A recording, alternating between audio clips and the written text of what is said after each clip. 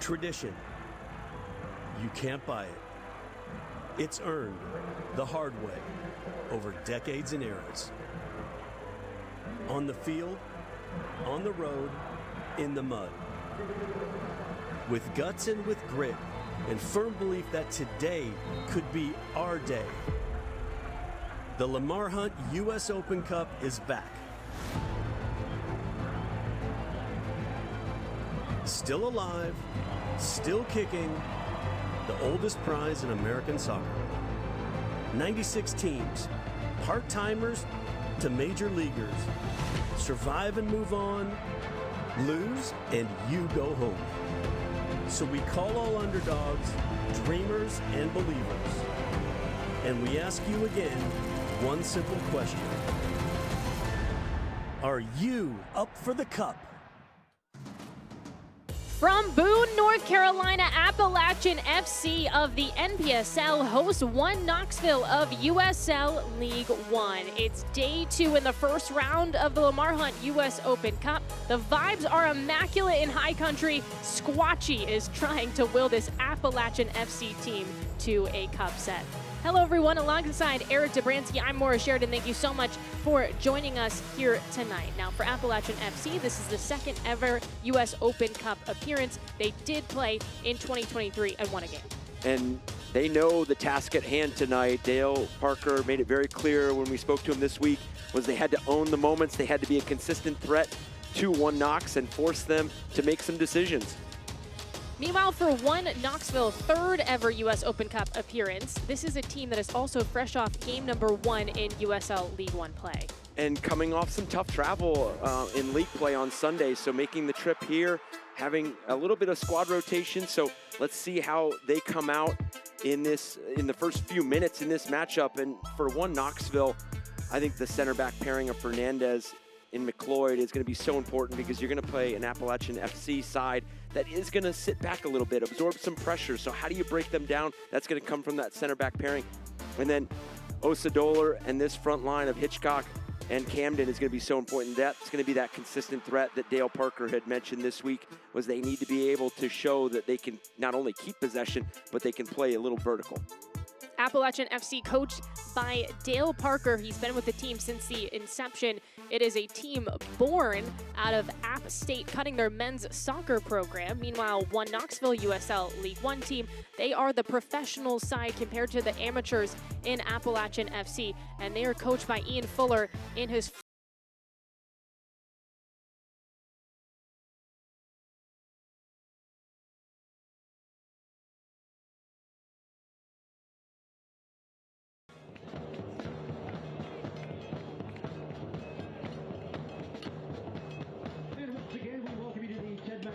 complex for tonight's U.S. Open Cup match. At this time, we ask you to please rise, and gentlemen, please remove your hats as we honor America with the playing of our national anthem.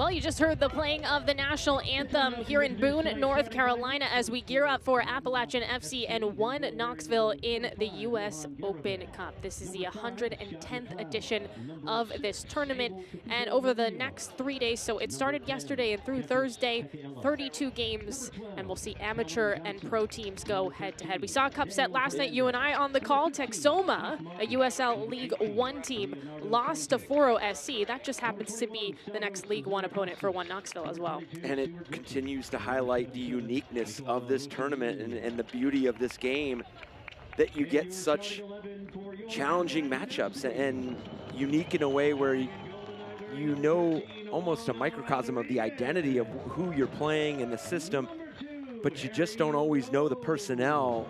And for Appalachian FC and Dale Parker, you have to navigate some of the challenges of training as well. You bring the group together, you get a couple days of training, and then you're playing One Knox in a US Open Cup first round game. So, but for One Knox coming off the deep travel on Sunday, obviously we're gonna see some squad rotation from their group today.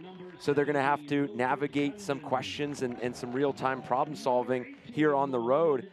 And I think that's where winning opening exchange is gonna be so important.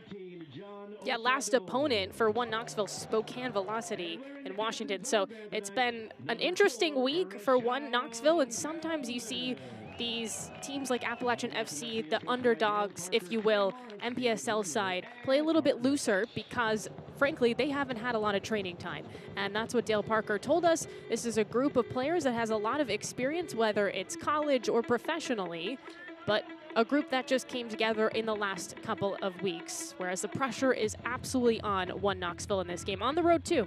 Yeah, and Ian Fuller from One Knox had mentioned that a bit of the preparation, it was just concentrating on themselves because there is no scouting report, there is no video that you could watch on Appalachian FC. You're really just concentrating on what you do best, your strengths, and some of the things that they want to continue to build off of from that Sunday matchup against Spokane, and a game that they went down 2-0, scored to make it 2-1 in the 60th minute, and then found a late equalizer in stoppage time to earn a point on the road. So obviously some character tested there already this season, and that's something for the side that they're playing. They want to ask them questions early because you want to ask them collectively how they're going to respond. If you can put them on the back foot, if you can have possession in their half, then you're making them make some decisions, and obviously instinctually make some decisions that maybe favor you for a full 90 minutes, and now you start winning those matchups long term.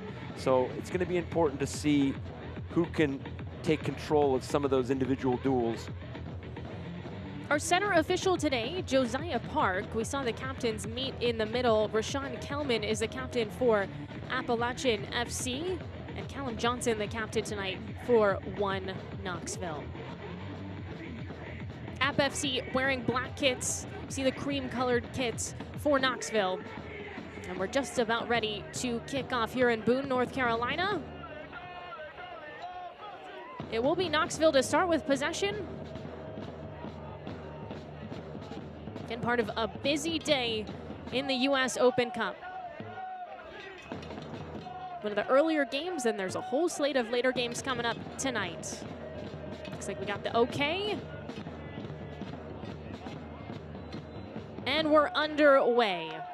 Appalachian FC, One Knoxville, US Open Cup 2025. Well, App FC did not compete in the 2024 US Open Cup, but did win a game in 2023. And this is an area that's still rebuilding after the devastating hurricane last year. They've really rallied as a community, and this soccer club has made a big impact and just brings some joy, I think, to this area.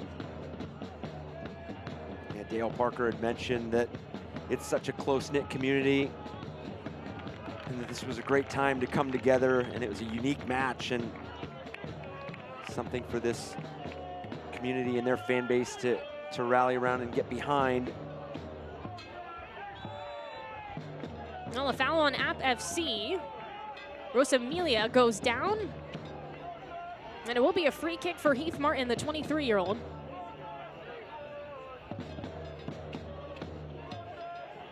those are always the intriguing moments, especially early on in matches.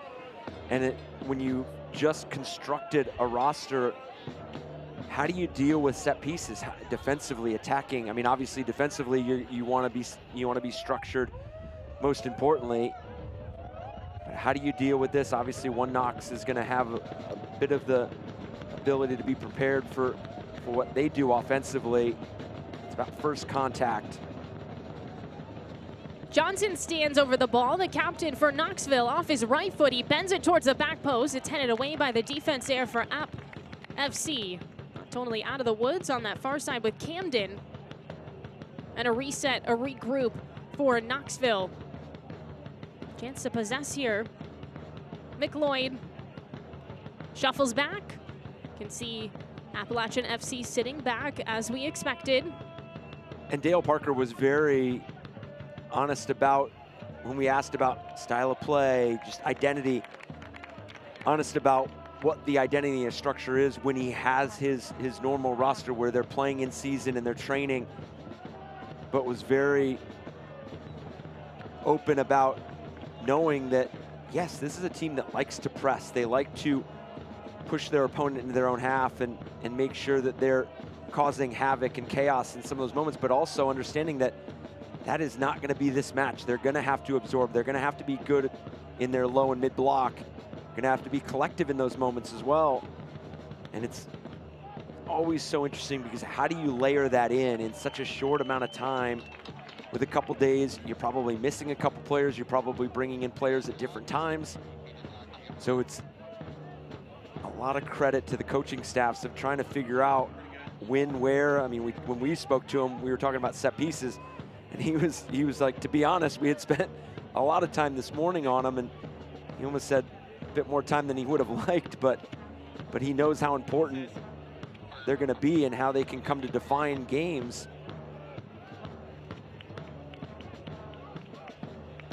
Well, we could be gearing up for a defensive battle tonight because this is as we mentioned, App FC team that's going to sit back a little bit, according to Parker. And then this is also a Knoxville team that allowed the least amount of goals in USL League One last year. Their identity is defense first, so they allowed just 16 goals over the course of the entire season, but they only scored 23 goals in 2024. Now, under a new head coach in Ian Fuller, but I think that identity's still there with Knoxville. Martin. Johnson plays it long, broken up by the captain in Kelman on the other side. The center back out of Barbados for Appalachian FC. Play to the wing, looking for a cross into the 18. Knoxville going for it, it's blocked down. Rodriguez. Now the keeper denies there for App FC. And good save from Rodriguez early on, tight angle. But those are going to be the moments that are going to creep themselves consistently into this match. Is One Knox is going to have the availability to get into those half spaces, but now it's about defensively securing your 1v1 matchups, and you could see One Knox getting the shot off there and now getting an early corner. Well, Martin saunters over and gets ready for this corner kick. Not even 5 minutes in. Have some pushing and shoving there, so that one's blown dead, but unfortunately he had already taken that, so know where it's going.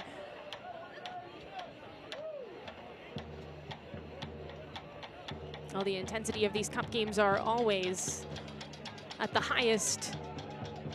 Into the box and headed away. That one's wide for Knoxville. Off the second opportunity.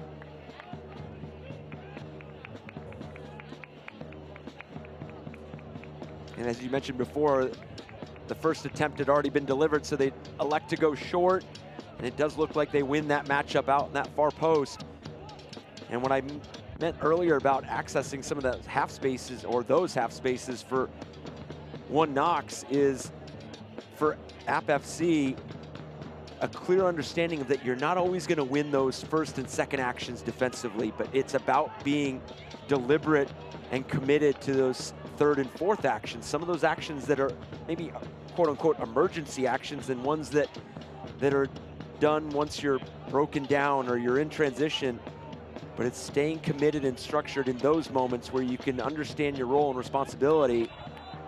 Oh, Santos gets knocked down on that one. The 18-year-old draws a foul, and it's essentially a short corner coming for Knoxville. Our early minutes of this game, we've seen Appalachian FC be pretty physical, but obviously have to tighten that up just a little bit to avoid fouls in dangerous areas like that. That one called against Diakite. And that's going to be that mixture for One Knox. The ability to want to be good in possession and quality on the ball, but to add the verticality when necessary, and they've earned themselves a deep free kick.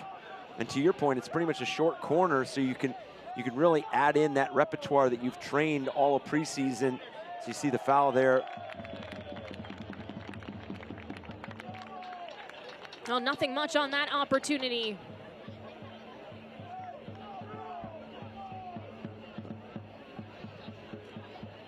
Here's the delivery. Clears everybody. You see Rodriguez off his line.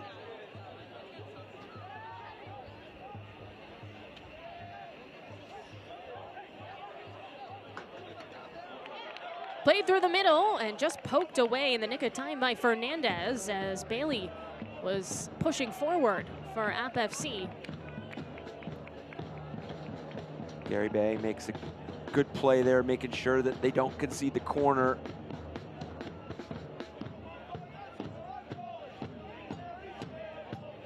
Dale Parker felt good about their ability to keep One Knox honest in terms of the work that front three and that central forward could do.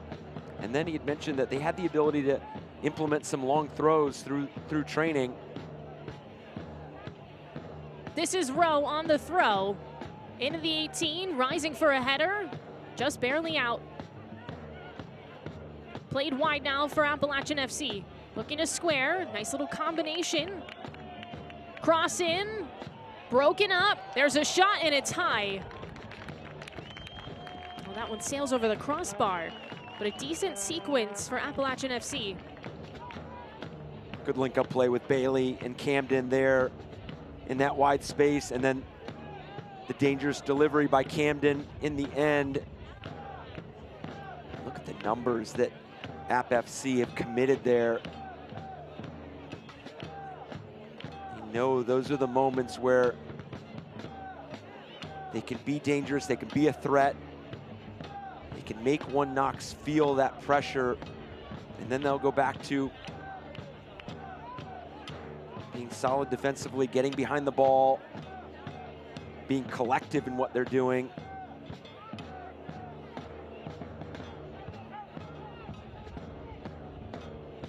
But going back to your point more about offensively, this One Knox side, that's where the two center backs play an integral role in that, because they can initiate a lot of the attack. And then with the squad rotation, I think you see it a lot when you bring in some fresh faces and some faces that feel like they should be in that 11 or they should be selected. You get a little bit, you know, that energy is going, and they want to prove that their roles are there throughout the season, and they want to show coaches and their teammates that they can contribute at a high quality level.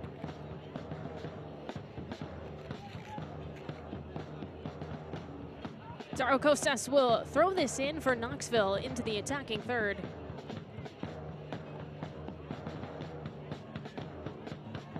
Tequila. Lifted out. Some contact there, but play on.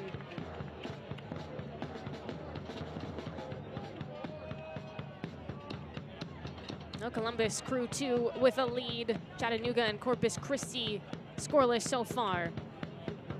As we take a look around US Open Cup. A player still down for Knoxville.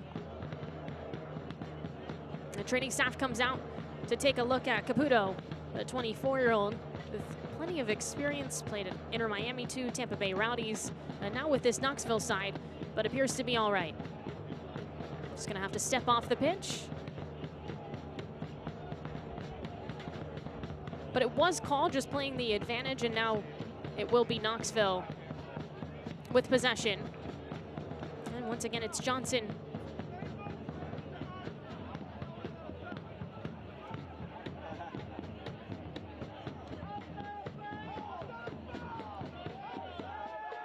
Well, Fernandez trying to sneak in behind. He's offside on that one.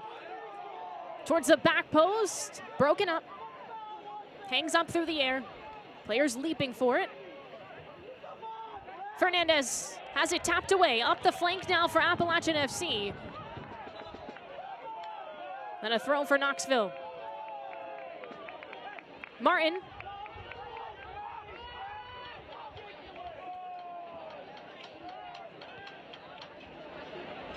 Now the two players that scored for one Knoxville in that 2-2 draw against Spokane on Sunday are not in the starting 11 for Fuller and his side today. Applewhite gets hit. And it looks like we're going to see a card come out against Knoxville. Looks like Kelman's down as well.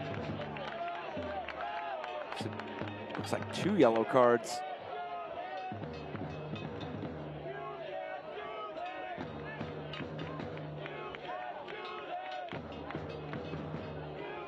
Well, it's Zaro Costas who got the first one.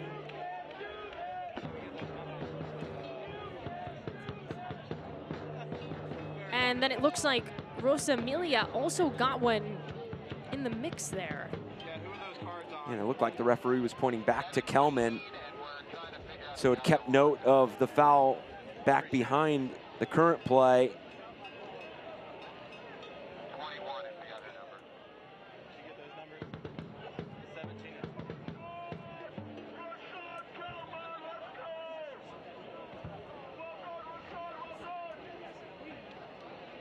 Rosamila just with some dissent on that after the fact, and well, he's not the captain, so he's not supposed to be doing that.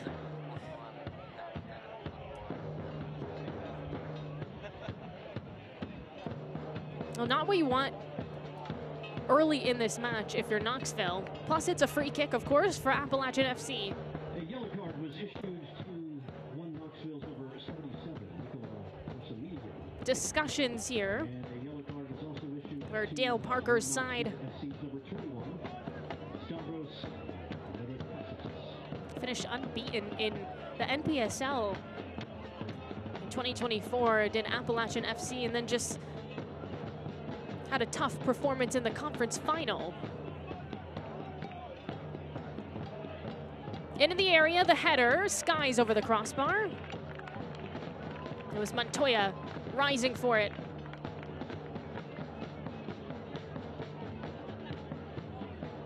You can see this sequence that sees one Knox pick up 2 yellow cards.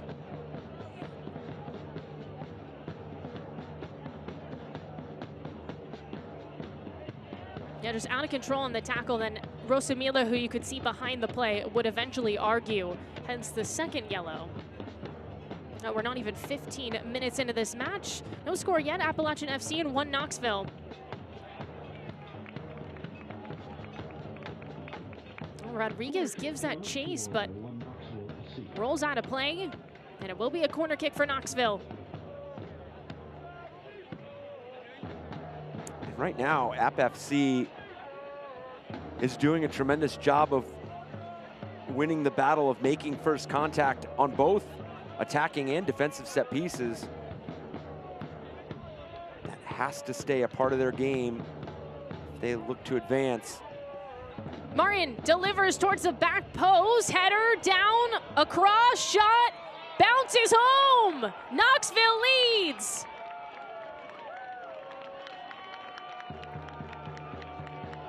It's Santos. The 18-year-old finds the back of the net amidst the chaos. And the visitors in control. And Santos, a player that game just continues to evolve. And I was just talking about first contact from App FC. So what do? You overplay it, you go far post, you put it away from traffic, and you know your responsibility to put this back across the face of goal. But the recognition by one Knox as well, understanding that yes, they were players that could probably have gotten a touch on it, but Santos was in a tremendous position to upgrade the opportunity for the team. One Knox gets the start that they were looking for. Well, that was a great header across from Danny Fernandez. It ended up just bouncing to Santos to finish the job. And a well-executed set piece gives Knoxville the lead, looking to retaliate on the other end. Just a heavy touch from Camden. And Gary Bay slows the pace now. A keeper in net for Knoxville. Graduate of Gonzaga.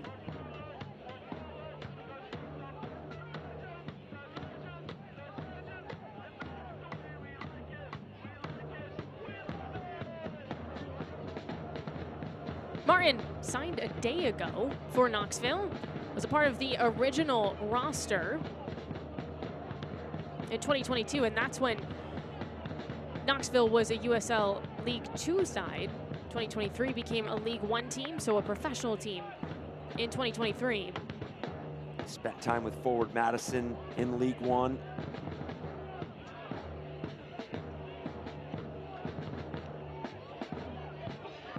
Now, the first lead of the very young season for Knoxville did not lead in that game against Spokane on Sunday.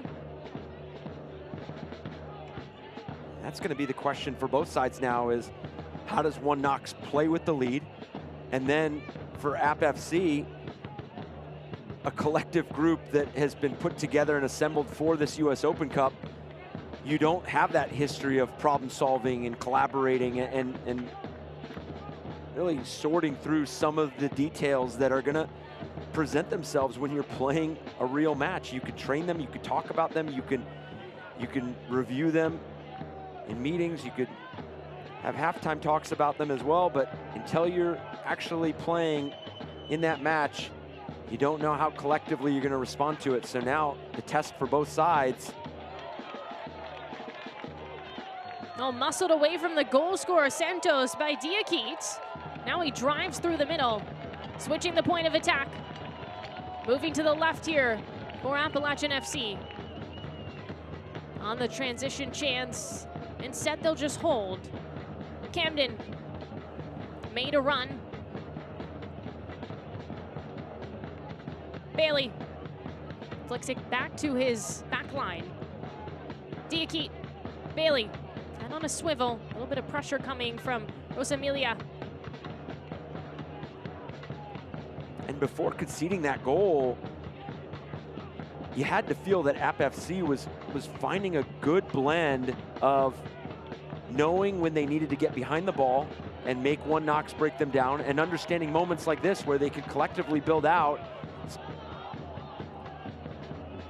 and create an opportunity for themselves. You saw the service by Camden a few moments before the corner.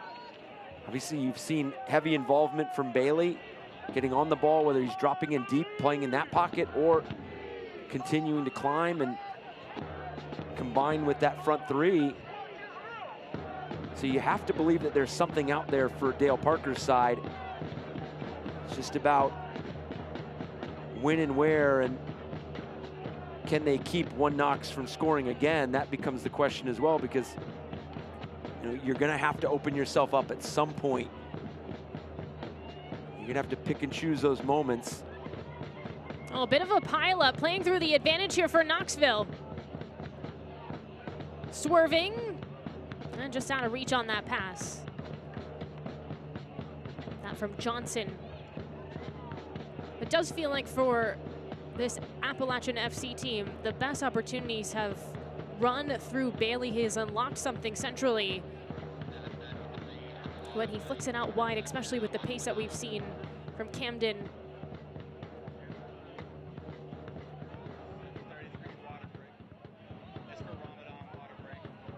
Camden, net by the defense.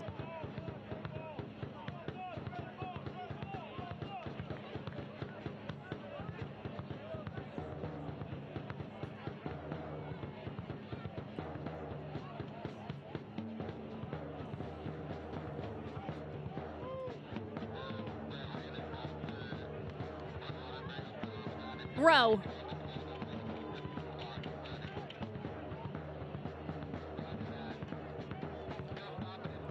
Montoya. Push to the left. Camden makes a run.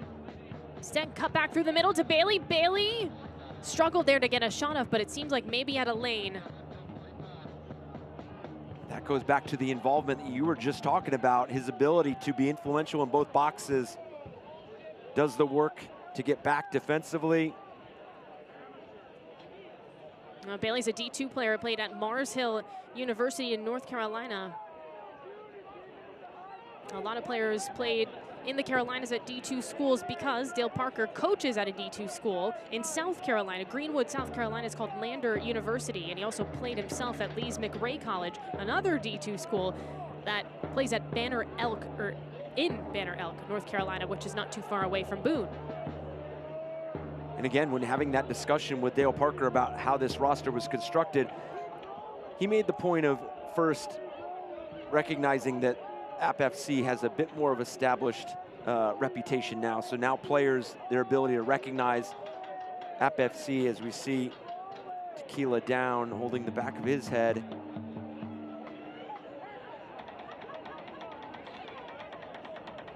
Well, the German international getting looked at.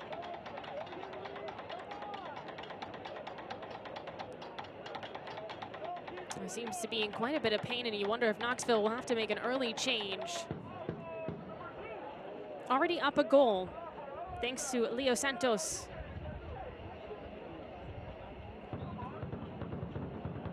The assist from Fernandez, and it was off a well-executed set piece. Conversations for Appalachian FC on how they're going to proceed.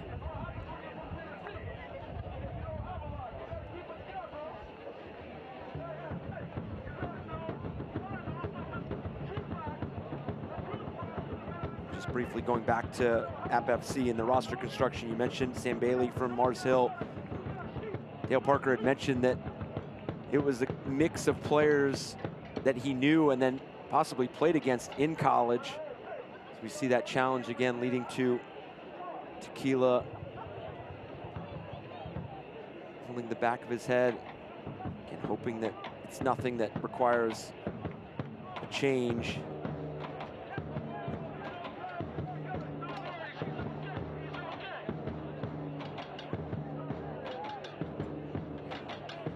A very loyal fan base. You can hear them drumming throughout this match for Appalachian FC.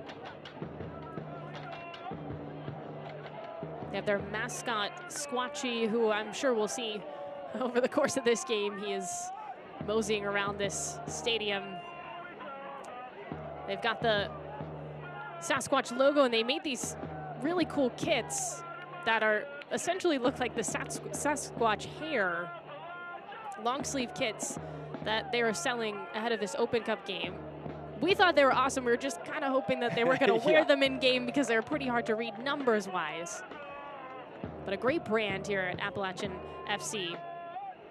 Yeah, excitement and concern in the same breath when you when you saw them. You were excited for the community and jersey like that, but then also the second thought was, am I going to be able to see the numbers? Rosamelia's dispossessed on that. Rowe settles off his left foot. He plays it over the top of the defense into the 18. Here's a chance for Appalachian FC. Camden just can't corral it in. And what App FC has done a great job of is mixing and being diverse with who is making that vertical run. We've seen Camden make it. We've seen Osadola make it. Hitchcock has been involved in that verticality. So you're keeping that one Knox back line honest and guessing.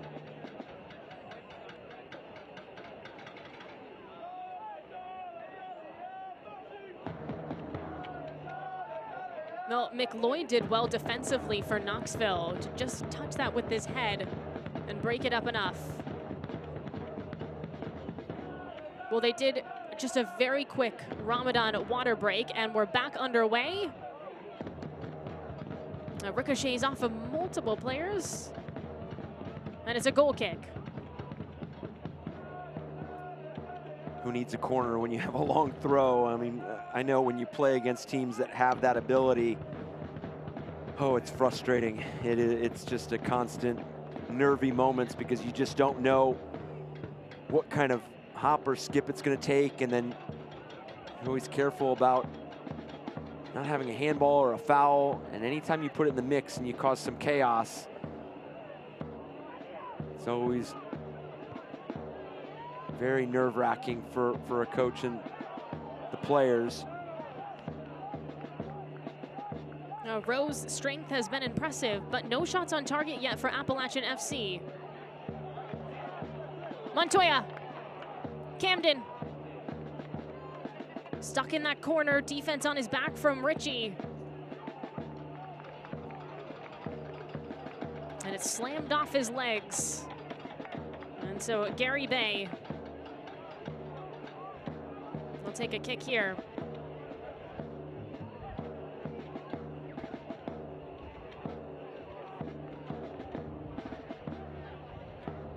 Appalachian FC and 1 Knoxville meeting in the U.S. Open Cup.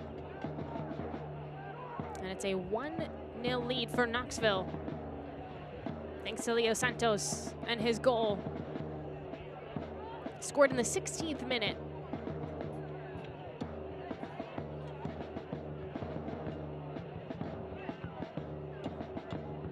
Daryl Costas.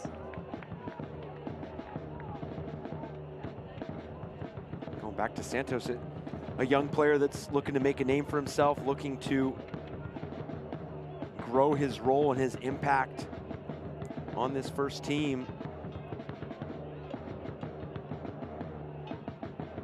One Knox talked about the road trip on Sunday, but they're on the road for the next few as well. They play on the road on Saturday at Texoma, Greenville and then Naples, so I mean they're going to be road warriors for a few weeks now. Well, they were thankful for the Open Cup because they got a chance to watch Texoma last night. Texoma's a new team in USL League One, so it would have been, if not for Texoma playing in the Open Cup, 2 unknowns in a row for Knoxville, but now they at least have a little bit of tape on their next opponent, but of course focused on this game here on Wednesday night against Appalachian FC, who's not going to go quietly in Boone, North Carolina. Rowe on the set piece and straight to the keeper in Gary Bay.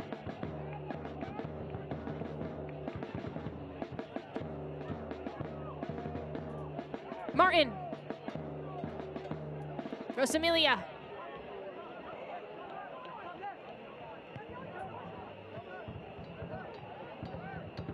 Quick passes on this near side.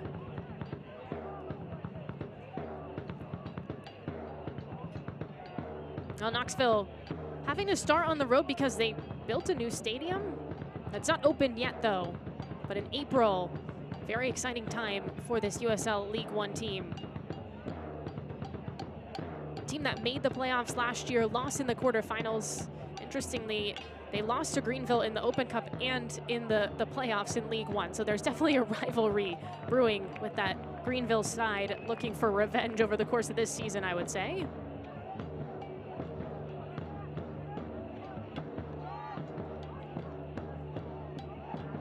Rowe takes a push there.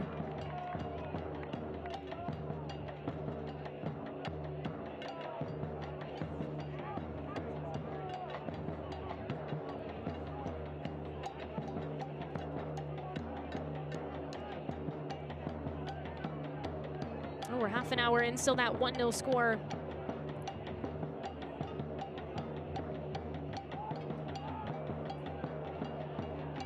Off the bounce, blazing in, just unable to control was Applewhite. He's able to sneak past the defense as the training staff's going to come out for an Appalachian FC player. It looks like Hitchcock. Not sure if he got hit in the face.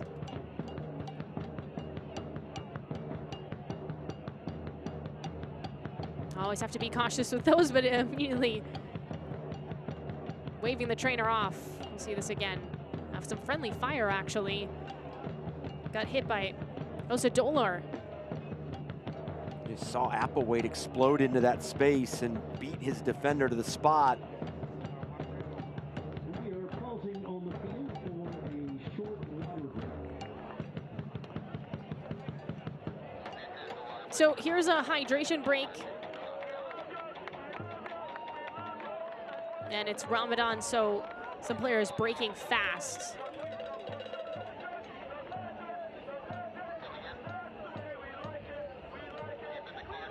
Oh, just some really exciting things going on for both Knoxville and Appalachian FC club-wise. And exciting so far, just over a half an hour into this game on Wednesday night in the Open Cup. This is the goal scored, and it starts with Fernandez. And clever with the delivery, because up until then, Appalachian FC had done a responsible job with defending set pieces and making first contact, making it difficult for one Knoxville. So you go ahead and you deliver it all the way to the far post, and then the recognition by Fernandez to know that he can put this back across the face of goal. McCloy just leaving it for Santos. So we see the fan interaction. Well, people can't see Eric, but this is exactly what he looks like, actually. Squatchy, it's a replica of Eric Dobransky. People don't know that. Yeah. Squatchy, of course, Bigfoot, that's the lore here in high country, and so they've really leaned into that at Appalachian FC. It's my family member.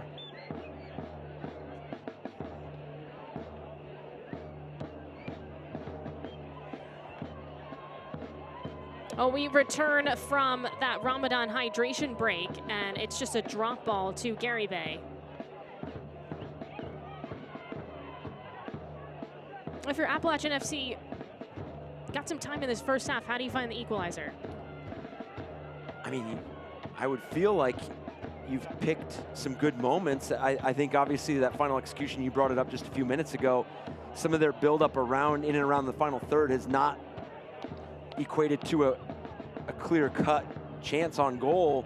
So I think that's where they're going to want to grow, is that final product, that ability to reward the work that they're doing defensively, and then the quality on the ball that they're finding.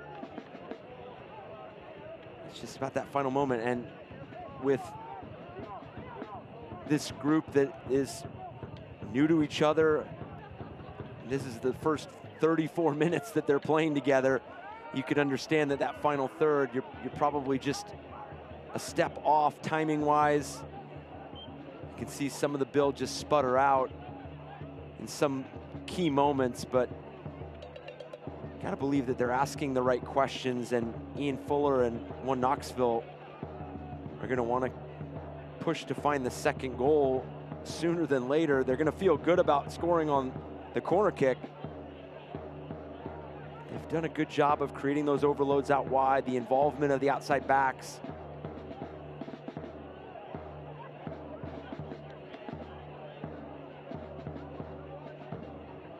Rowe accelerates. Head on a swivel. He's bumped off the ball, and it's stolen away by Caputo. A 24-year-old for Knoxville. Then we got a foul against Appalachian FC in frustration.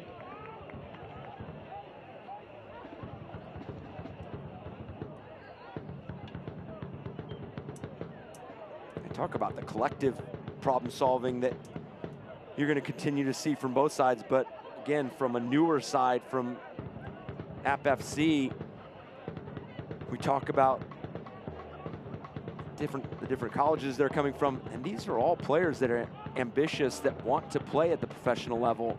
And that's, again, there's a list, there's just an incredible list of things that are amazing about the US Open Cup. Obviously we saw the fan base for App FC. It gets to showcase and highlight and spotlight some of the amazing venues and some of the amazing communities that we have across the country in football. But then it also, the opportunity for the players that are just beginning their career or navigating different portions of their career and playing against a professional side, and the opportunity that they have to showcase their ability.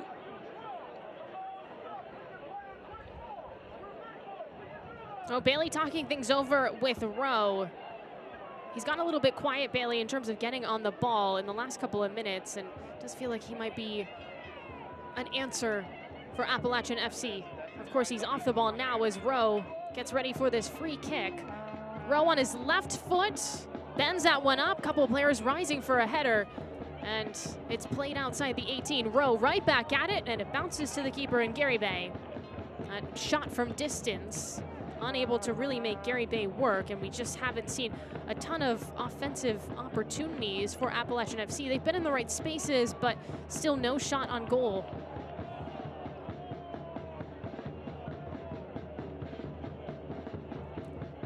Rosamilia. Now Santos on the left wing, 1v1 with Bailey. Weaves through on his right foot, puts in a cross, couple of tight passes. And it's ushered out by Camden, who wants to go. Necessarily of numbers. Camden tries to get around. Johnson. Now squared for Knoxville. Martin. Looks up, stalls with his left foot. Santos off his right. And nobody on the end of that. So the connection not there for Knoxville. This is a team that is a benefit of having a coach in Ian Fuller, who has competed in this tournament at the highest of levels. He is a former MLS player, but when he was in USL Championship with Charleston Battery, Fuller scored a goal in the final against DC United. Now, Charleston would ultimately lose that game in 2008, but what a moment for Fuller individually. He spoke about that to us on the phone, something he'll never forget. Yeah, scored an absolute missile against DC United in the 11th minute to equalize at 1-1, and as you mentioned, they went on to drop that final 2-1, but an experience in the Open Cup and just that tradition and what it means to everybody involved and those that have had the opportunity to be involved, how much they take advantage of it and enjoy it. Again, we're going to see this long throw in from Rowe. So he's got a killer left foot and a couple of two strong arms. I was going to say arm, but it's two here on the throw-in. From Rowe. Outside the box, there's a shot, and before that, a whistle. And Knoxville. Just a couple of minutes to go in the first half. Santos still the difference.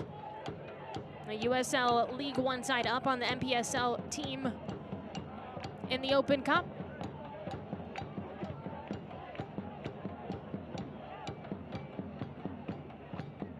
And I think if the scoreline stays the same, we've had a well-played match, and both coaches are going to be very positive with, except that turnover, very positive with how their teams are playing and positive about some of the slightest adjustments that can continue to tilt this match. Because for Dale Parker and his group, they've done a good job of picking and choosing different moments, but I think what's been highlighted in this first 40 minutes from App FC is their ability to be accountable on where and when they get dispossessed. They have not hurt themselves in getting dispossessed in the build or in the middle third and then getting quick transition. And then for one Knoxville, Ian Fuller, they wanted to be good in possession, and they've done just that, but I think just sprinkling in the ability to be brave in certain moments and that opportunity to play through the lines a bit quicker is going to be something they're going to touch on. But other than that, they are getting good spacing, getting good structure on the ball, and obviously earning set pieces.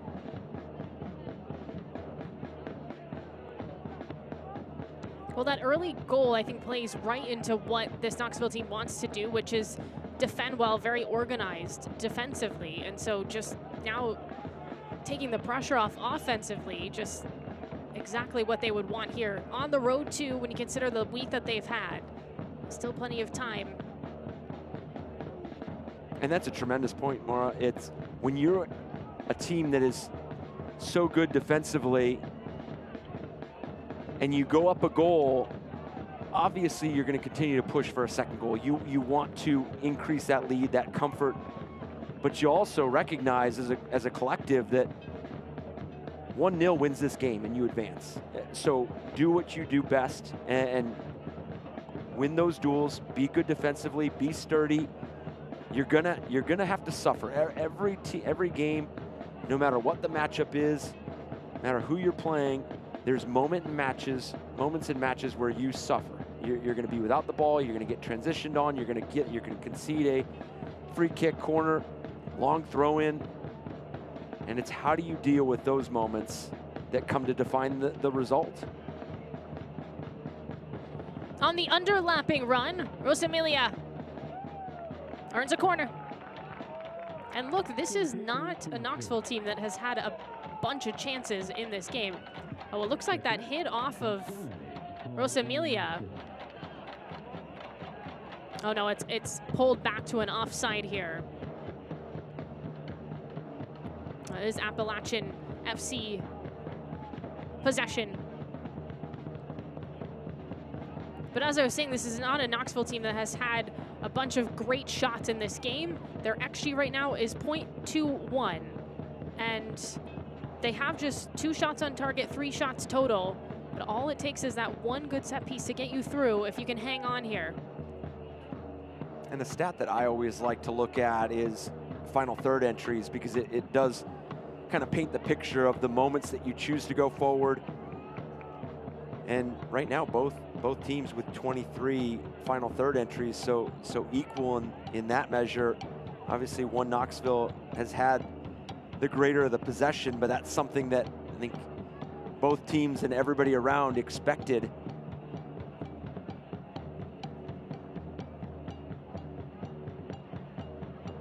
In that far corner, off the service, Rosamilia heads it high, and leaping forward is the keeper in Rodriguez.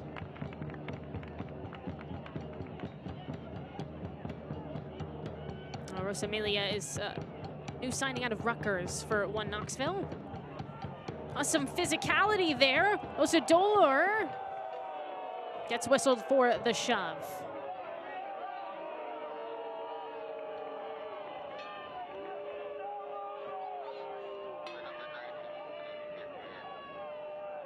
Well, it's getting dark here in High Country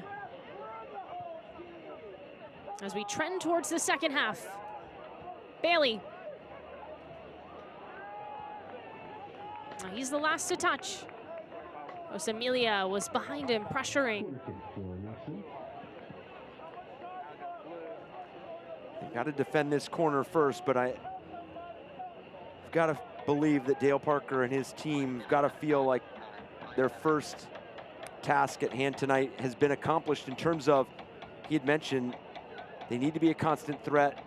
We need one Knoxville to know if they switch off that we can hurt them. And I think they've showcased that here in this first 45 so far. Now you got to defend this set piece. It's Johnson on the set piece. They would love some cushion here. Knoxville on the look with his right foot, far post, headed across the face, but no one there. Johnson with an opportunity on a second, and he takes the shot. It's right to the keeper. Rodriguez handles, but that was very similar to that goal. The same type of set piece, and it was a lovely header that just is crossed in, but this time no one can finish the job.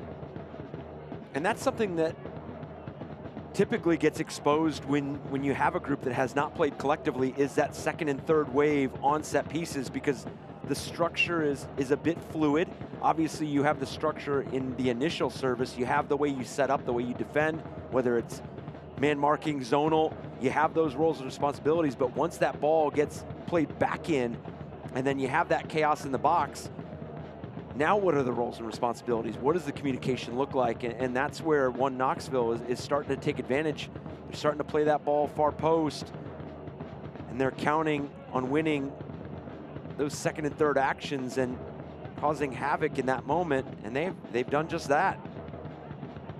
Well, we've got 3 minutes of stoppage time, already a minute gone here in the first half. Osamilia. 2 defenders swarm. Uses Martin.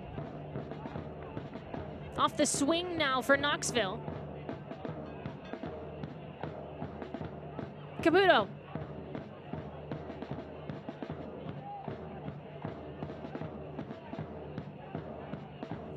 Johnson.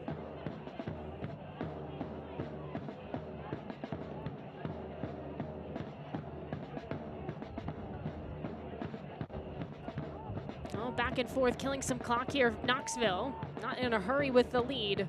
Trying to find the seams of this low block for Appalachian FC.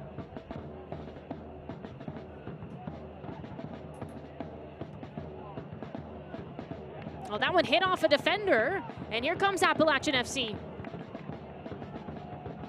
Tricker.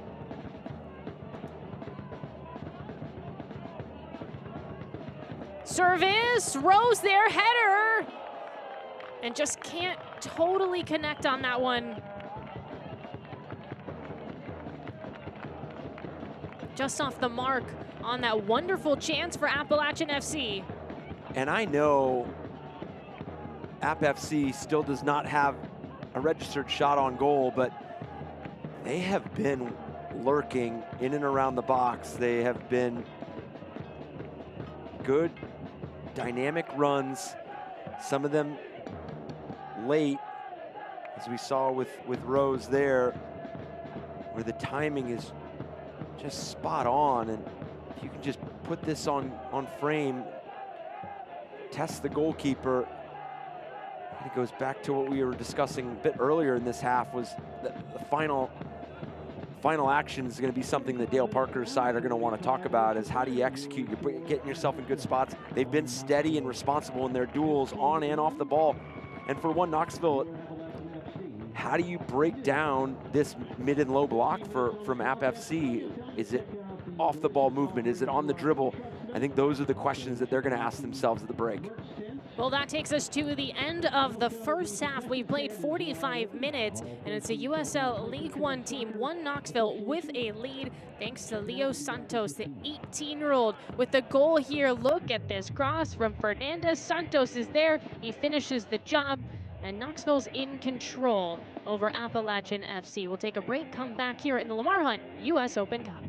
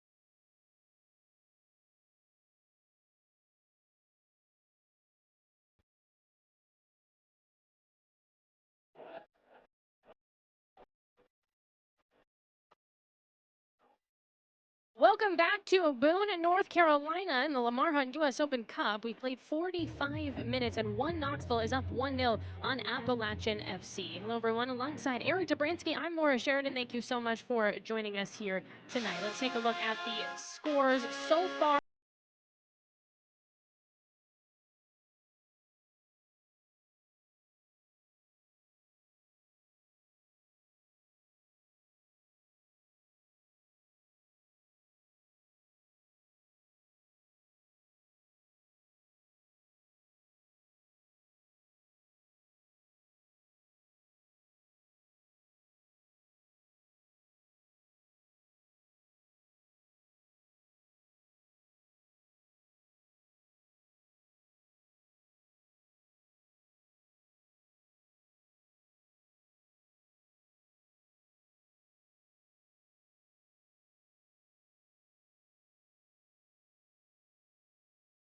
2025. Take a look at the highlights from the first 45 minutes of this one, Appalachian FC and 1 Knoxville. Yeah, and through the first 45, you've seen 1 Knoxville be very deliberate with the ability to overload those wide spaces, get numbers in the half spaces, and get some quality services that have led to the set pieces.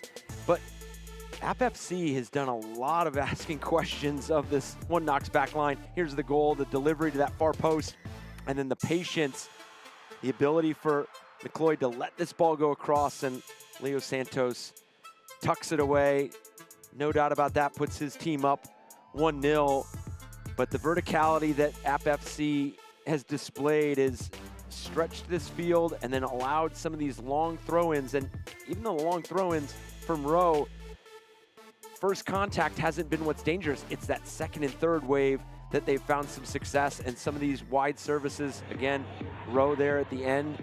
The timing has been good for a team that has only been assembled for less than a week for App FC.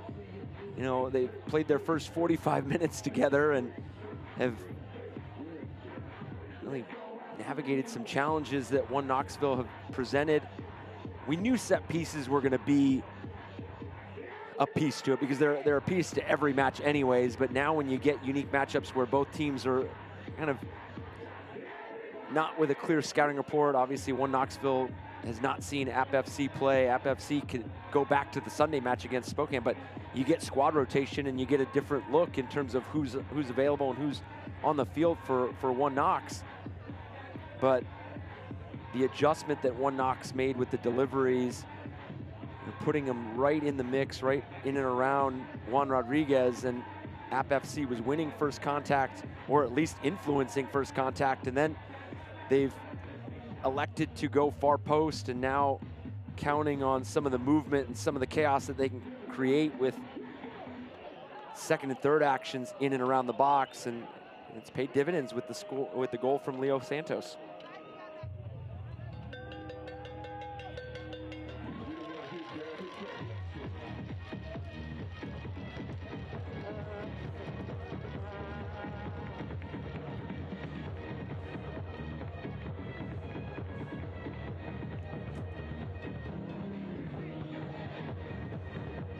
One final meeting for Appalachian FC and 1 Knoxville. Before we start this second half, we have 5 subs for Knoxville to start this second half. So they've used all their subs at the break. They're doing a line change, a la hockey. I don't know if they play hockey in Knoxville.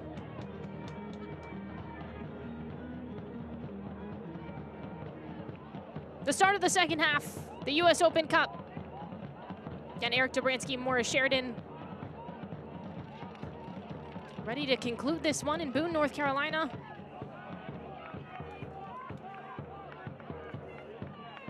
And both the goal scorers for 1 Knox are now on the field from their Sunday match. Angelo Kelly, Mikel Goling.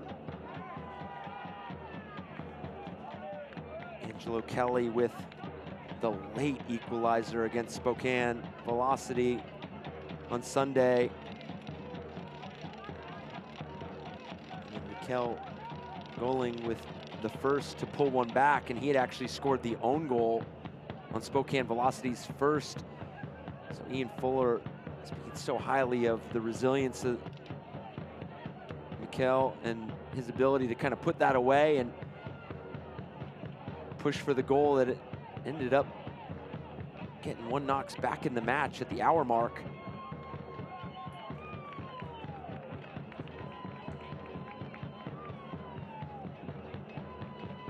Yeah, so Johnson, Caputo, Ritchie, Tequila, and Fernandez are all out of the game. Haugley, Brown, Goling, Kelly, and Deanne all step onto the pitch. Felt like that was the easiest way to do it there. So 5 subs used for 1 Knoxville.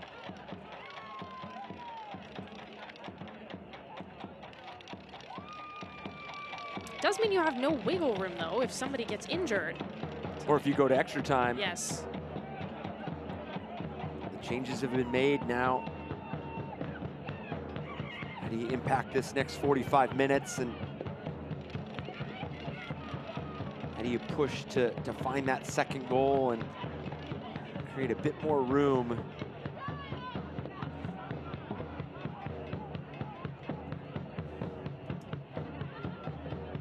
And we knew we were going to see squad rotation from Ian Fuller and his side with the early season kind of schedule congestion, and I know it's early, but a lot of travel in there.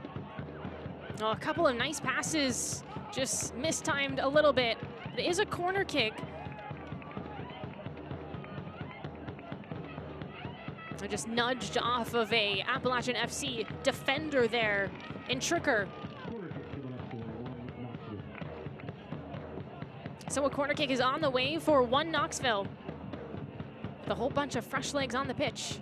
Substitutions to start the second half for one Knoxville, replacing number And no Fernandez on the field anymore, so that was somebody that they would picked out on that far post. So who takes that role now? number 10 taking on as number 7 Monica Diane. Replacing number 12 Callum Johnson as number 17 Miguel Garrett. Replacing number Looking for goal number 2, Knoxville. Headed down by the defense, off the volley, and it's just high on the header above the crossbar.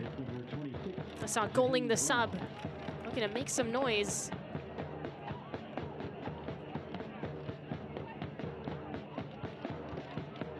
The pace on this delivery, looking for the slightest of touches. It does come back out. You see the strike.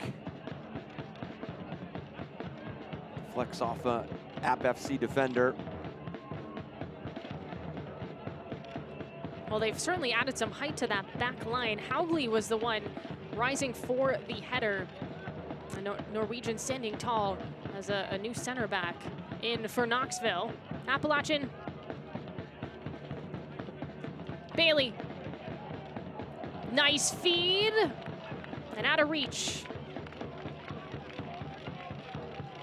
There's a Dorlor giving it chase.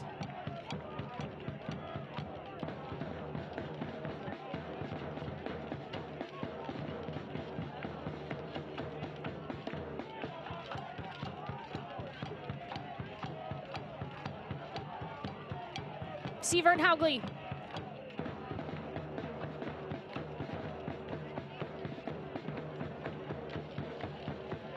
We mentioned in the first 45 the defensive prowess of one Knox, and just as I'm about to talk about some of the press from App FC, the other side of holding a narrow lead, and we talked about their defensive structure and how difficult they are to break down one Knox. But when you starve your opponent from the ball, it's difficult to concede a goal as well. So that's something for one Knox, finding that blend between being delicate in possession and being responsible, but also being brave in picking out the moment that you do want to try to go after that second goal. But the more and more you're on the ball, there's not much App FC can do, and you saw that they had recognized a pressing cue. They went collective, and that's something for App FC as you see another player explode out of midfield. Kind of get a bit of a rotation, and you get a turnover here. On the counter, knocks off of Brown.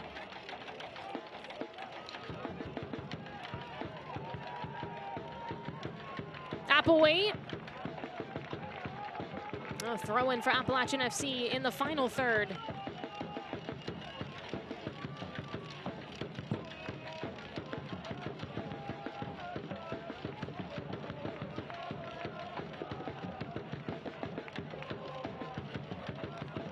Haven't had a lot of corners, App FC, but it hasn't mattered. You have the long throw,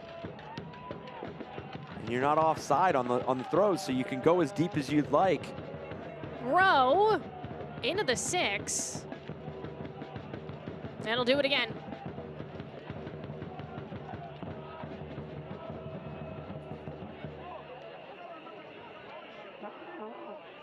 From Rowe, the second time around.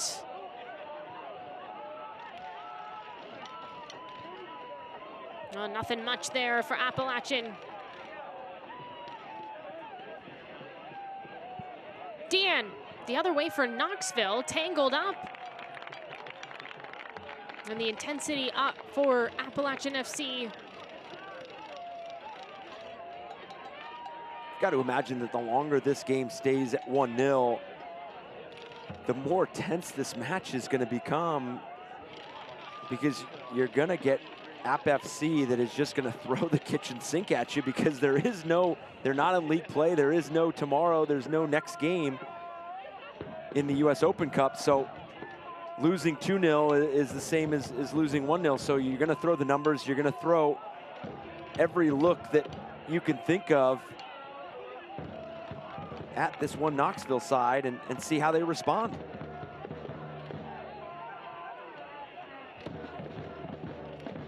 Brown signed in February with one Knoxville. He's playing in the Jamaican Premier League for Waterhouse FC. Part of a backline that's mostly veterans. Off the through ball, it's cut off by the defense for Appalachian. Losing defenders weaving through. Now stalled by Usadolar. Diakite does well.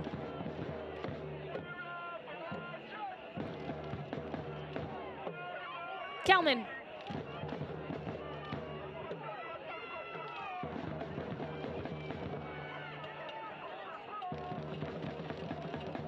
Brown through the air. The outside back off his heel. And for App FC, it's going to be about, can you create that one clear-cut chance? You still don't have a shot on frame. You've got to find that moment, and you've got to take your chance and execute. Well, this is the third throw-in from almost this exact spot now for Appalachian FC in the second half. From Rowe, again into the 6, bounces around, lifted, Rowe, moves backwards, heads it forwards, and a foul's called.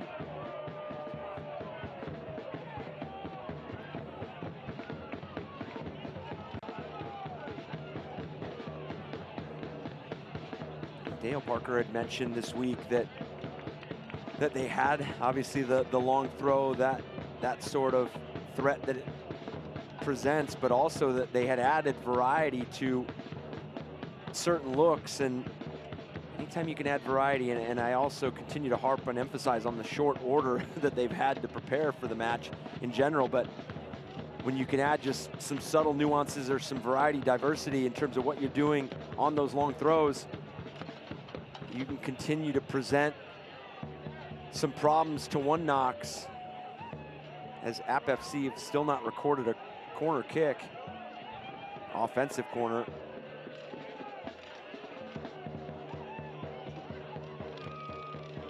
Brown, untouched.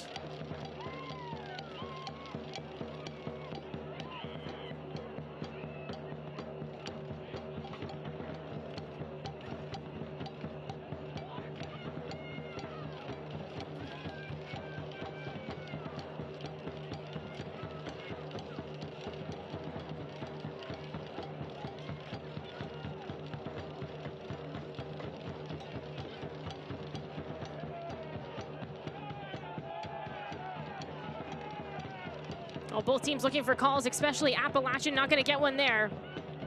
It looks like Inter Miami 2 has equalized with Miami United. Just off the mark with that pass.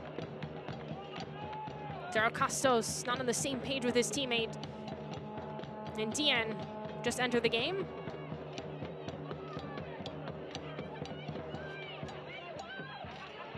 Lexington's now gone up 2-0 in their Open Cup match. Goldthorpe with the goal. A nice job defensively. Trying to catch the keeper off his line, off the post. Wow, Appalachian FC can't believe that.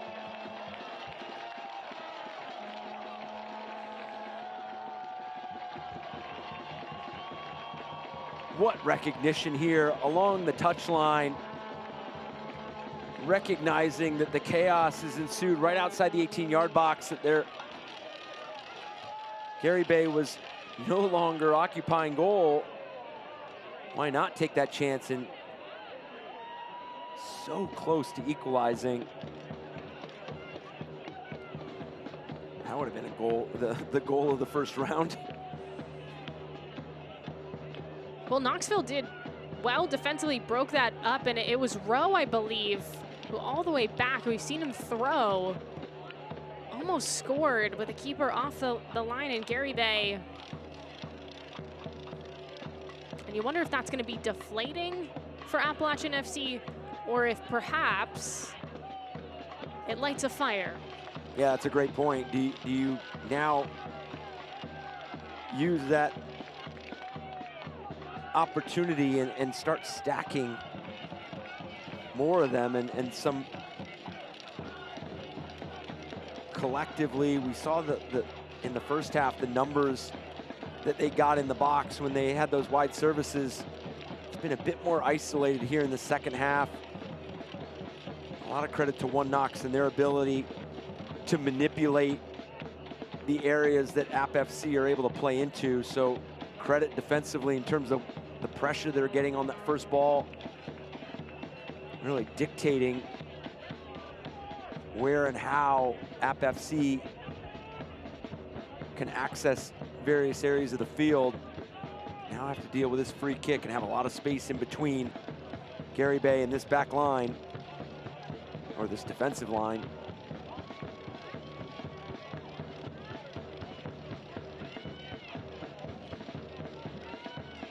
Well, Park just making sure everything's good. Our center official off the free kick, and there's just no air to that one. Right into the first player in Costaros for One Knoxville.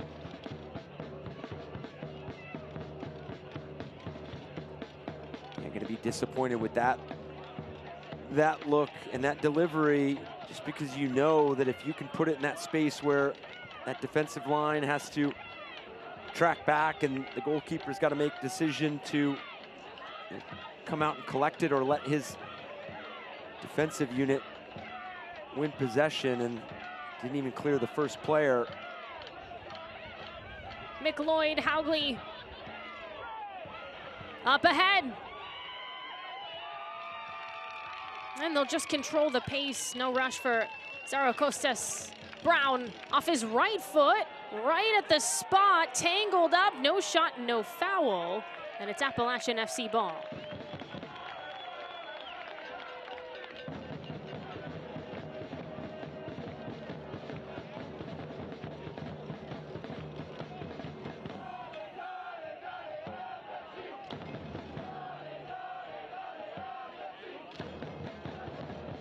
Well, half an hour to go. It's still a 1-0 score, and Santos has the game winner as it stands in the first half. He tallied in the 16th minute for One Knoxville.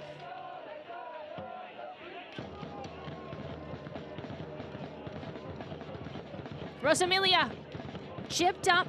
Dean plays it in a space, now wide. Serves it up. Dean was the option. It's blocked by the defense. Diakite. Now Appalachian FC getting a little bit frustrated, I think, trying to get it out of their own end. A pretty obvious foul. And a good spot for a set piece now for Knoxville. Yeah, this is going to pose real danger for App FC. And there's that bravery, that entry ball. You're playing through 3 defenders in a narrow channel, but you get rewarded for it. Play through, play it with decisiveness, and now you earn your team the opportunity to get this ball up and over or around the wall, and then you have to beat Juan Rodriguez. This has got to have the pace, it's got to have the shape.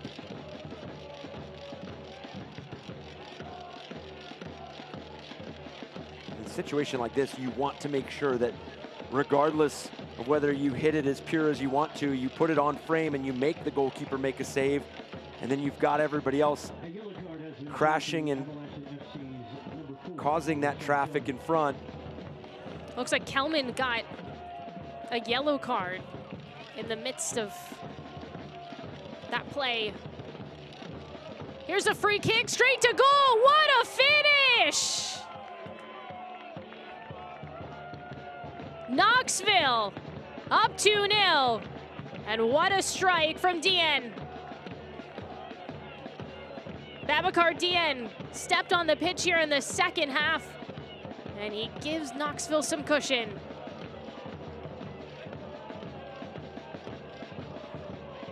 An absolute blast of a free kick.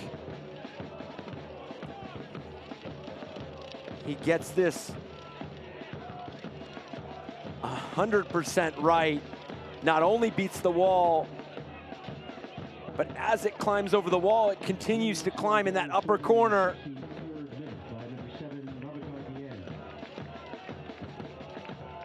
What a strike by Dien. You knew that had the potential of being a clear goal scoring opportunity, but you see it all the time. It's very difficult. Well, Dien, a player that is living a lot of these Appalachian FC players' dreams. He won a national championship in MPSL with FC Motown a couple of years ago. And now he's playing professional soccer. He's played for the Pittsburgh Riverhounds of USL Championship, and now with One Knoxville in USL League One. And again, that's what a lot of these players in MPSL, UPSL that we're saying over the course of the Open Cup, that's what they ultimately want. And to see him thrive here, it's a special moment. And for Knoxville, exactly what they needed. Just some more weight off the USL League One team's shoulders. And they've done it with two set pieces. Done a corner kick and then a direct free kick. So they've taken advantage when they could.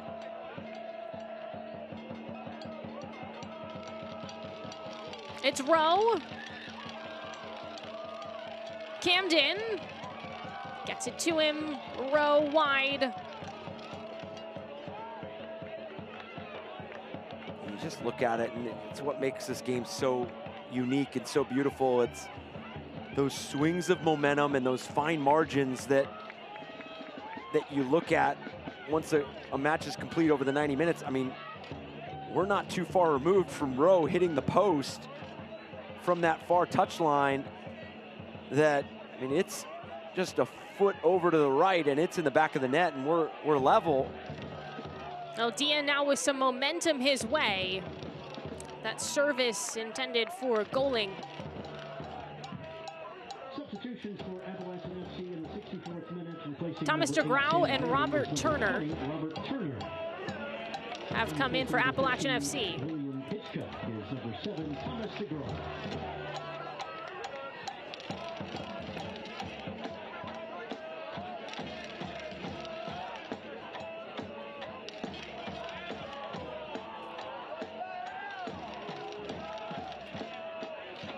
This is where you might see some frustration from App FC as this game it comes to a halt, where One Knoxville is going to take all these opportunities to body up, pin their defenders, make sure that they're not casually getting dispossessed. Well, there's some confusion of whose ball it was, but it did go out. So it's a throw for Rowe and Appalachian FC.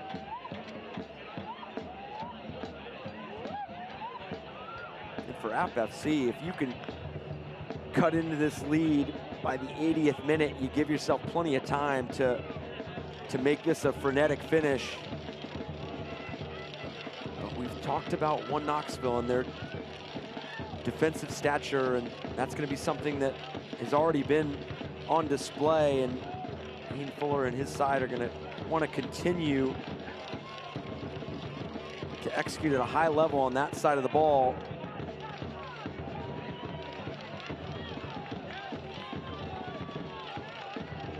Camden slicing Off his left foot, the cross. Man, a couple players there. Here's another chance. Montoya shoots, and he's blocked down. It's Haugley who denies. Vincent Montoya with a great opportunity for Appalachian FC.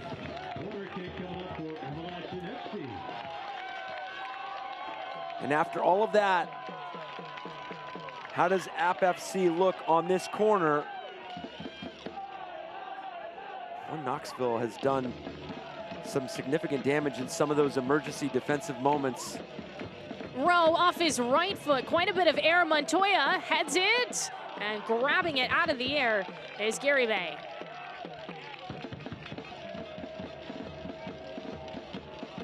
Yeah, and this is prime example. Talk about some of the first and second waves of attacks, and One Knoxville has done a great job of squeezing space, making it very difficult for App FC to convert some of these opportunities that have presented themselves here in the second half. That goes back to that defensive commitment from this One Knoxville side. Those emergency defensive moments, they've stepped up, impacted play, and they've made sure that they keep this at a 2-0 scoreline.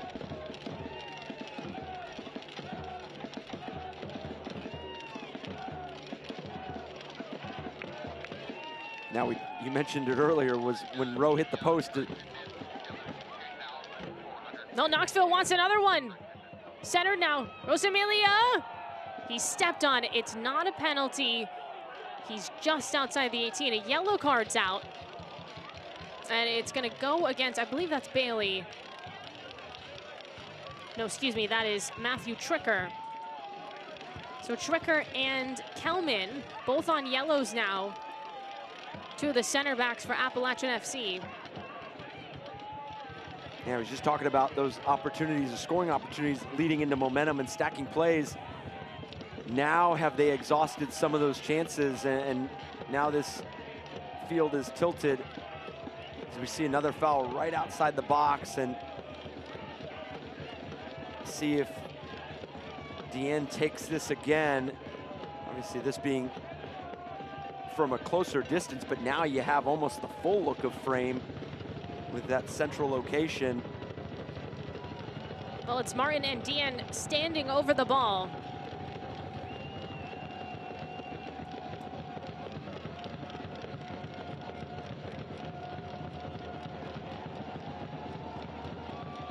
Martin this time overshoots it.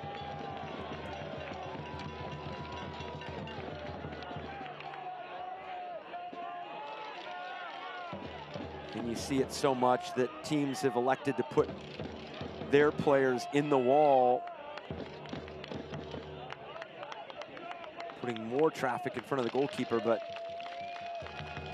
Martin choosing to try to go up and over and just not able to bring that ball down in time to test Juan Rodriguez.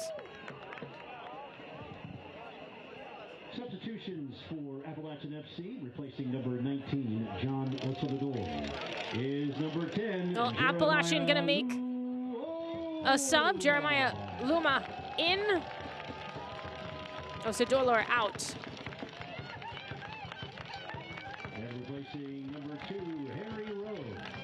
And Rowe Number 14, is out. Harry Levitt comes in. Feels like that's a big loss for Appalachian FC just on those throw-ins alone. Well, he's also had a couple of good chances, and his left foot has been pretty lethal as well. Harry Rowe exit, and it's Harry Levitt who replaces him.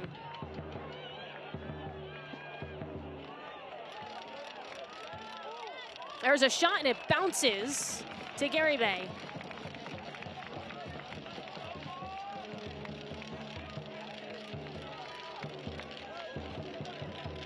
And this is another scenario that for One Knoxville, these are going to be things that were discussed, I mean, and not at length in preseason because you're so early on in the season, but when you sprinkle in a US Open Cup match, one game elimination, and you're in the beginnings of a regular season, you're going to talk about how do you see games out? How do you see them off? If you're up a goal, down a goal, those game scenarios, as we see another yellow card for App FC. A bunch of cards in succession here for Appalachian as maybe tired legs prevail. And a sense of urgency and all the pressure in the world to mount a massive comeback. You feel like you have to do it right now. Hence, I think some of these fouls. You're 100% right. You think in that moment you need to be that hero to recoup possession and then go down the field. And you do tend to see those tackles that just get away from you timing-wise, and they're not with malicious intent. But to your point, they just have that urgency feeling to them. You know you're down 2 goals. You need to quickly spark some sort of comeback so that one Knoxville feels some sort of pressure. That Cardigans love it, so it wasn't tired legs for him. He just stepped on the pitch. So love it. Along with his 2 center backs with yellows, but there's a response, another one for Knoxville. 3 goals now.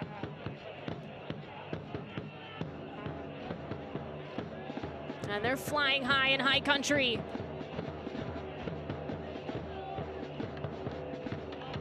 And for one Knoxville, they have capitalized on set piece opportunities, corners, free kicks, long free kicks. They have been opportunistic. They have been clinical. And you see just an unfortunate bounce for App FC, but for one Knoxville, the ability to have quality numbers. McLeod right there to tuck that away. It's Scott McLeod on the 3rd goal of the night for one Knoxville. And it feels like that will be the nail in the coffin here for Appalachian FC, unless they can launch a massive comeback in the final 15-ish minutes of this game.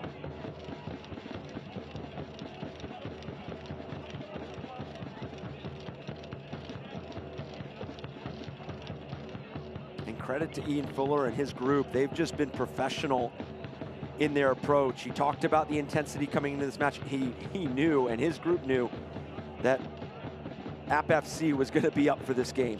They have the crowd, they have the community. They were going to assemble a collective group that was talented and quality, and they were going to be a proven test to one Knoxville, but they have come in, they have been solid defensively. Goaling, back post, too high. Making a run there. Was a new addition in DeGraw. And then they've taken their chances. They haven't necessarily broken down App FC in the run of play or in possession, but goals change games. And when you have the ability to execute at a high level on free kicks, as we see that opportunity for App FC, it just defines the narrative, and it's made it difficult for App FC to get a foothold in this match on free kicks and set pieces. Rosamilia. Goaling off the turn. Wide. Rosamilia dispossessed. Ripped away by Montoya. And a lot of the times that's when we see these cup sets, is when the professional side comes out flat, they lack intensity, they lack commitment, and then they get caught chasing the match. And it's something that Ian Fuller and his side have not done. They started the game on the front foot. They knew they were going to have a good amount of possession, but what they did with that possession was create free kicks and corners.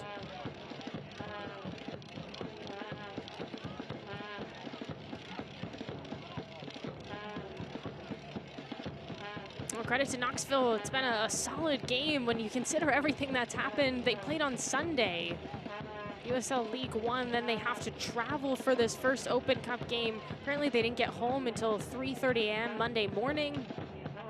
They were supposed to have training, they didn't. And this was always going to be a tough matchup when you consider Appalachian FC, all the success that they've had, and of course the fan base as well. A pretty obvious foul there for Goaling as he rips down Appalachian FC's Dickheat.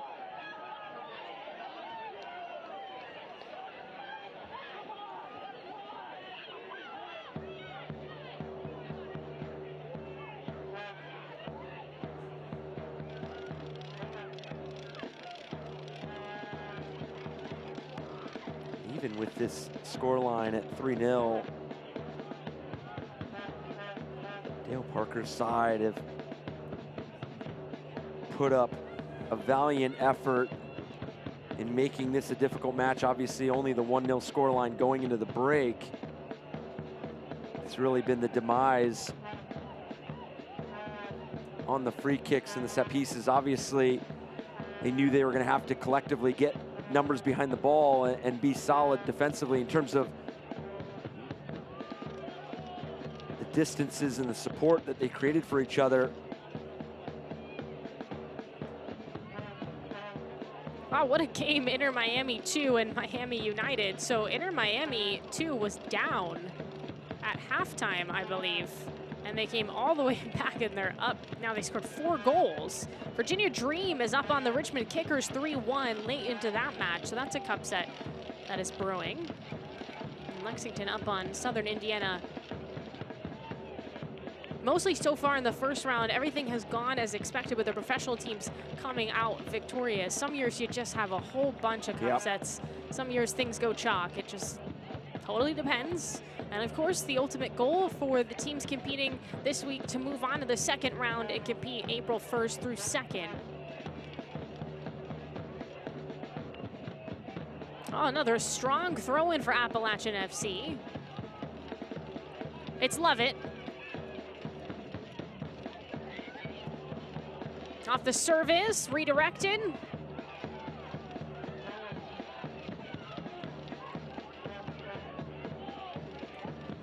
Turner.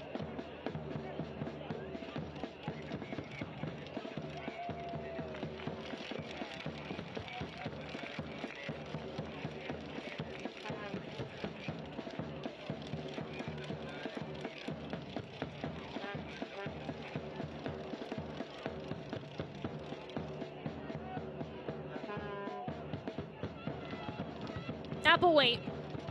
And just drops it. A throw in for Lovett.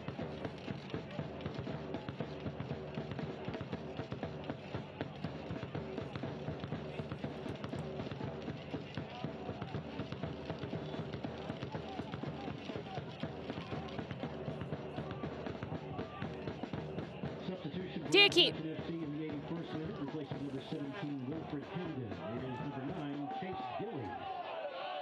A sub to tell you about Chase Gilly comes in the game. Camden's out. Lots some anger there for Appalachian, because that was called against them. There was some contact with Angelo Kelly. Montoya involved in that tackle.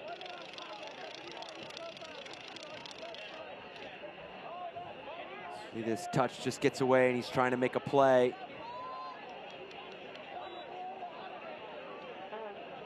I know he's arguing the call, but definitely got away. Yeah.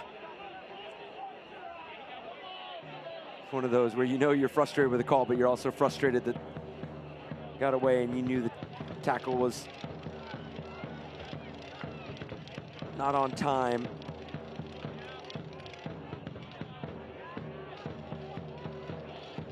But a lot to be proud of from Appalachian FC side. Montoya tries to keep it in. A corner instead for Knoxville. I think some of the challenges that that App FC have faced tonight are inherent challenges that we expected kind of coming into the match. Obviously playing a pro side in one Knoxville, they've been disciplined, they've been responsible. They had that clear identity coming in, and we knew for App FC it was going to be about kind of managing those ebbs and flows of the game, and created some quality looks, just weren't able to convert. Back post. And a heavy touch, no shot. Brown for Knoxville, plays it long. Des Moines and Sporting KC2, still no score in the second half. Just want to know who's bringing off some of the some of the players that are playing for, that feature for Des Moines Menace tonight.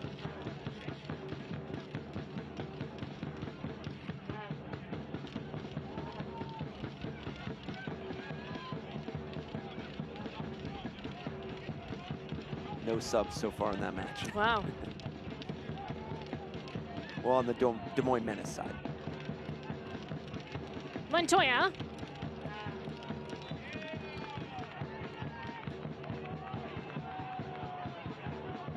Oh, some incidental contact there between Kalman and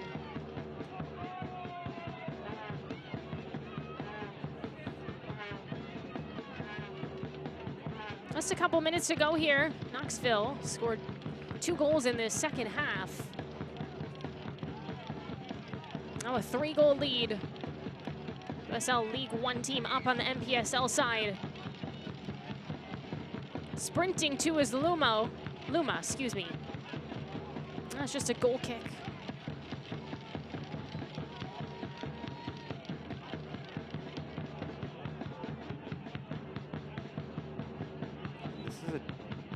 App FC team that Dale Parker has coached for a couple of years now and will continue to coach throughout the season, and discuss what this community means to him and his family, his wife,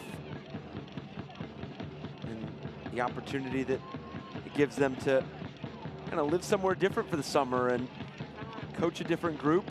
As we've mentioned, he's the men's coach at Lander. Header! Just over the bar. A good opportunity there for Luma. What a look for Luma. Operating right between these two center backs, and we could just see him steady with his movement, working off that blind shoulder, just unable to put this on frame. Delivery was precise. The ability to operate in that area was exactly what App FC was looking for.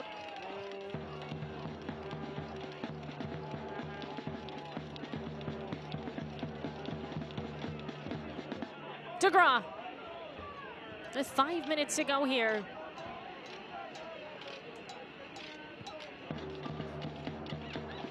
Well, this was always going to be a tough game for Appalachian FC.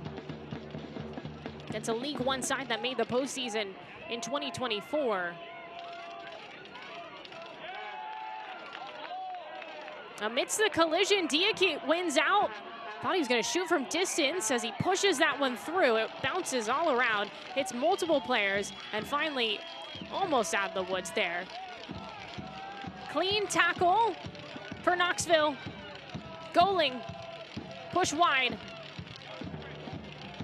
And Deanne makes a run, and it's scooped up by Rodriguez.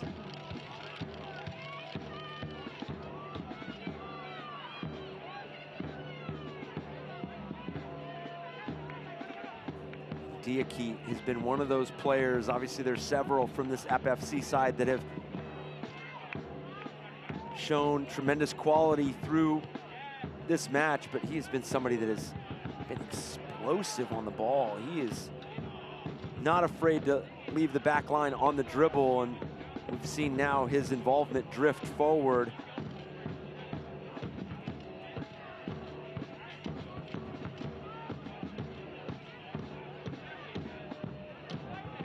saw Des Moines Menace taking a 1-0 lead now over Sporting KC2. Sasha Kleshtin converting a penalty.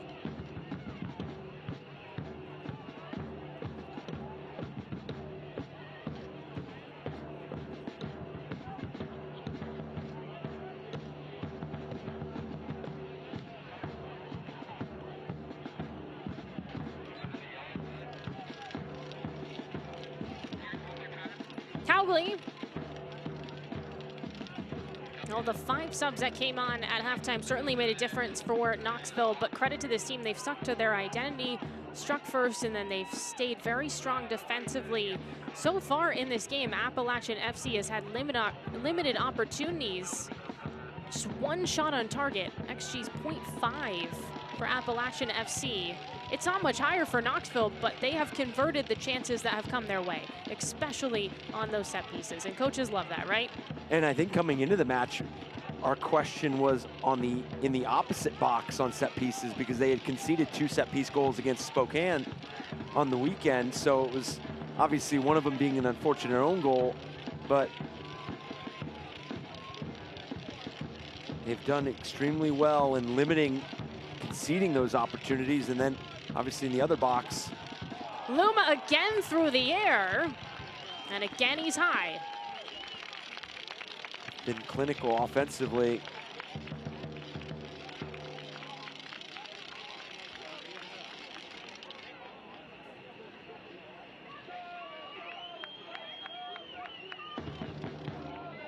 He's been open multiple times. He's done well disguising the run, and I know it looks subtle because it's only a few steps here and there, but sometimes when you operate between 2 defenders, there's a lot of assuming that the space is covered, and just even the slightest of movements can find yourself in a very progressive situation going on goal.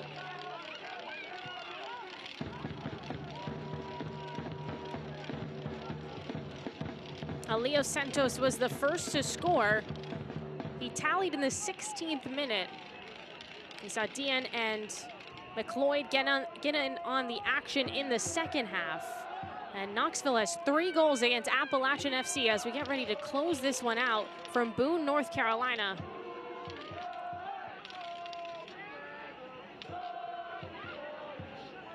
And no cup set in this match. And Squatchy's gonna be sad, but in general, Appalachian FC played a good game. It just kind of fell apart here at the end.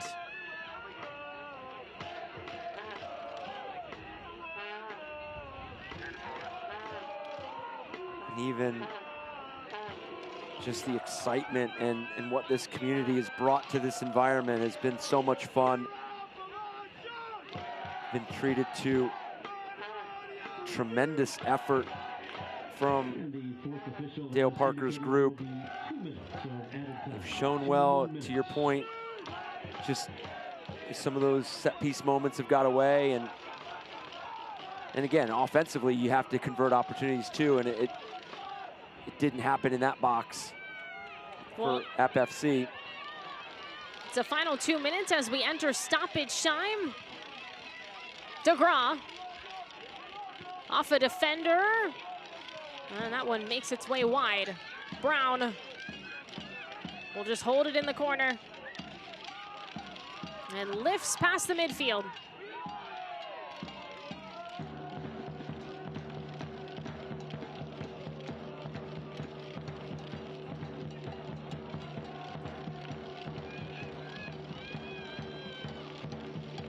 Love it.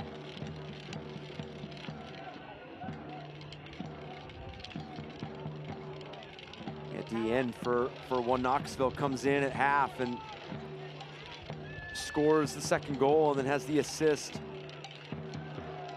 on McLeod's goal.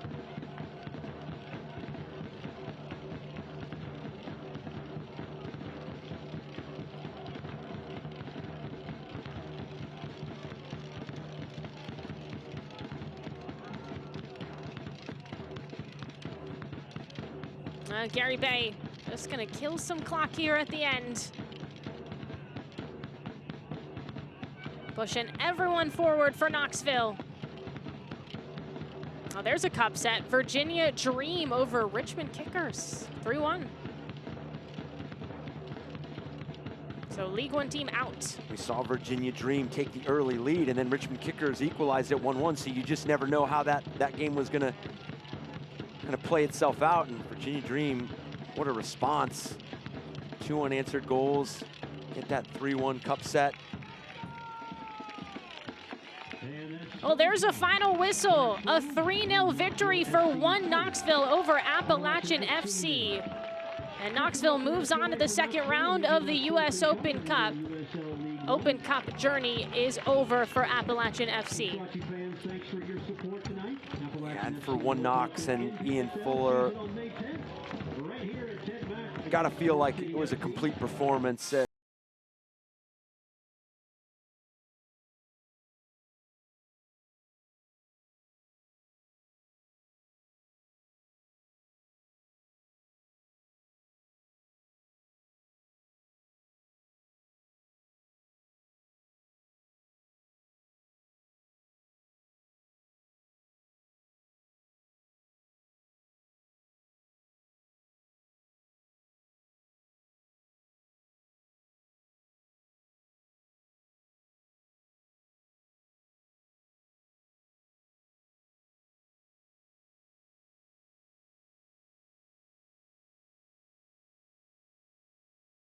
Nil.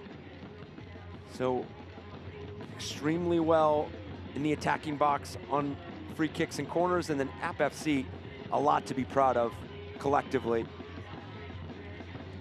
Well, that's going to do it from us here in Boone, North Carolina. A 3-0 victory for One Knoxville over Appalachian FC. And it's the USL League One team that prevails here in the Open Cup. Well, that's going to do it from our entire crew, from JJ, Brandon, Tyreek, Squatchy, Ryan, Eric, and myself. Have a fantastic night, everyone. Open Cup continues tonight and tomorrow.